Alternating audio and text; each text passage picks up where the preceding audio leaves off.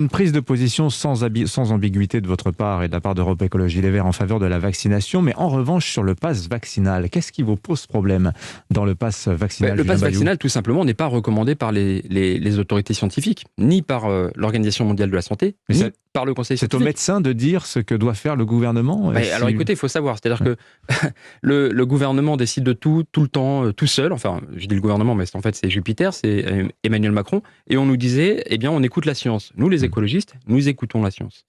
Vis-à-vis de la pandémie, comme vis-à-vis du climat. C'est d'ailleurs pour ça que nous proposons d'agir beaucoup plus fort sur le climat que ce que ne fait la France ou l'Europe.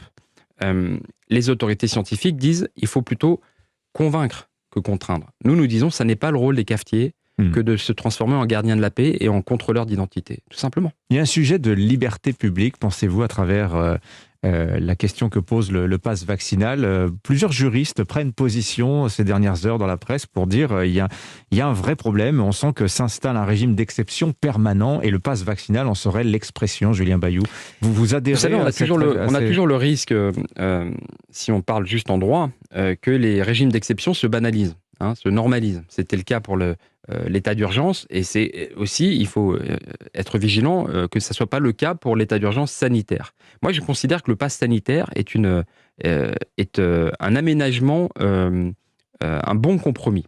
C'est une restriction de liberté. Vous ne pouvez pas aller au café sans présenter votre passe sanitaire. Mais il y a une alternative à la vaccination qui est permise. Voilà, oui. et les tests.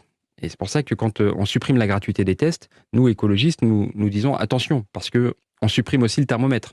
Si, parce que ça coûte quelques euros, des fois, il y a des personnes qui sont à 5, 10, 15, 20 euros près dans le mois, évidemment. Donc, si vous rendez les tests payants, eh bien, il y a des personnes qui ne se font plus tester. Vous perdez le thermomètre et vous risquez le fait que des personnes ne puissent pas se faire tester et soient propagateurs de la maladie malgré elles,